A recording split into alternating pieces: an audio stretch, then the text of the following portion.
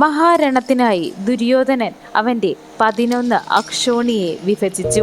തേര്, ആന, ആൾ, കുതിര എന്നിവയെ സാരം, മധ്യം, ലഘു എന്നിങ്ങനെ 3 തരത്തിൽ എല്ലാ സൈന്യങ്ങളും രാജാവ് നോക്കി നിൽക്കെ എല്ലാറ്റിലും വകുപ്പുകളായി തരംതിരിച്ച് ഒരുക്കിക്കൂട്ടി.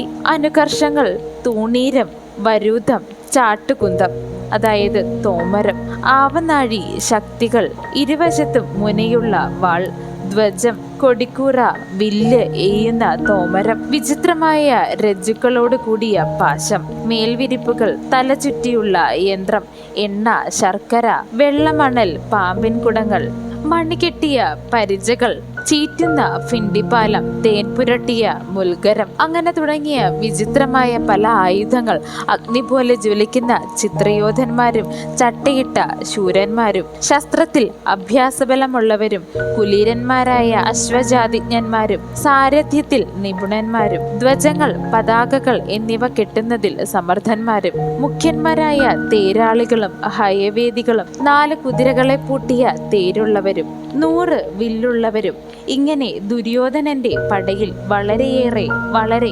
വിചക്ഷണന്മാരായ കുറേയധികം ആളുകൾ സന്നദ്ധരായി നിന്നു. നഗരം പോലെ ശോഭിക്കുന്നവയും ധാരാളം പൊന്നണിഞ്ഞ രഥങ്ങൾ നിരന്നു. തേരുകൾക്കൊപ്പം ചട്ടയിട്ട് അണിഞ്ഞ ആനകളും നിന്നു. 7 ആനകളോടൊത്ത് ഓരോ ആനയ്ക്കും 2 തോട്ടിക്കാരും 2 വില്ലാളികളും 2 വാൾക്കാരും വേലും ശൂലവും എടുത്തുള്ള ഒരാളും എന്നിങ്ങനെ ചട്ടയിട്ട് ആയുധമണിഞ്ഞ് ആനപ്പട കൗരവന്റെ പങ്കിൽ പ്രശോഭിച്ചു. ചട്ടയിട്ട് കൊടി നാട്ടിയതുമായുള്ള കുതിരക്കാർ കേറിയ കുതിരകൾ 10,000 ശബ്ദിച്ചു. മുൻകാലയർ കൂടാതെ സ്വർണക്കോപ്പണിഞ്ഞ കുതിരകൾ 100,000 നിരന്നു. നാനാരൂപാകൃതിയോട് കൂടിയുള്ള നാനാ കവചധാരികൾ, ശസ്ത്രജ്ഞന്മാരായ കാലാൾ സൈന്യം പൊന്മാല ചാർത്തി ശോഭിച്ചു. ഒരു തേരിന് 10 ആനകൾ, ഒരാനയ്ക്ക് 10 കുതിരകൾ, ഒരു കുതിരയ്ക്ക് 10 കാലാളുകൾ എന്നിങ്ങനെ കാലാളുകളെ കാക്കുന്നവരായി നിരന്നു. ഒരു തേരിന് 50 കൊമ്പന്മാർ, ഒരു കൊമ്പിന് 500 കുതിരകൾ, ഒരു കുതിരയ്ക്ക് 35 വിഭിന്നന്മാരായ പുരുഷന്മാർ, ഒരു സേനയ്ക്ക് 500 ആനകൾ, അത്ര തന്നെ തേരുകൾ. 10 സേനകൾ ചേർന്നാൽ ഒരു പൃഥന, 10 പൃഥന ചേർന്നാൽ ഒരു വാഹിനി, അങ്ങനെ 10 വാഹിനി ചേർന്നാൽ ഒരു സേന.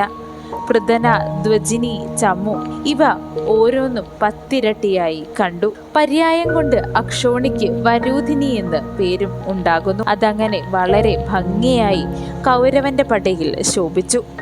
അങ്ങനെ ധീമാനായ കൗരവനായകൻ പടകൂട്ടി 11 അക്ഷോണികൾ സജ്ജമാക്കി നിർത്തി. എന്നാൽ പാണ്ഡവന്മാർക്ക് 7 അക്ഷോണി മാത്രമായി നിന്നു. അങ്ങനെയുള്ള 5 നരന്മാർ ചേർന്ന 50 സംഘത്തെ പത്തി എന്ന് പറയുന്നു. 30 സേനാമുഖം ചേർന്നാൽ ഗുൽമമെന്നും പറയുന്നു. 3 ഗുൽമം എന്നാൽ ഒരു ഗണം എന്നാണ് പറയുന്നത്. അങ്ങനെയുള്ള ഗണം 10,000 ദുര്യോധന സൈന്യത്തിൽ ശസ്ത്രപാണികളായി നിന്നു. ബുദ്ധിയേറിയ ശൂരന്മാരെ ദുര്യോധന രാജാവ് നോക്കിക്കണ്ടു, സേനാപതികളാക്കി നിശ്ചയിച്ചു. വെവ്വേറെ അക്ഷോണികൾ നടത്തുവാൻ നരമുഖ്യന്മാരെ മുൻപേ തന്നെ ഏർപ്പെടുത്തി രാജാവ്. കൃപർ, ദ്രോണർ, ശല്യർ, സിന്ധുരാജാവായ ജയേന്ദ്രൻ, സുദക്ഷണൻ എന്ന കാംബോജൻ, ഗാർദികൻ, ദ്രൗണി, കർണൻ, യുപകേതൻ, ശകുനി, ബാൽഹികൻ എന്നിങ്ങനെ 11 അക്ഷോണികളുടെ നായകന്മാരായി 11 മഹാരഥന്മാരെ നിയമിച്ചു.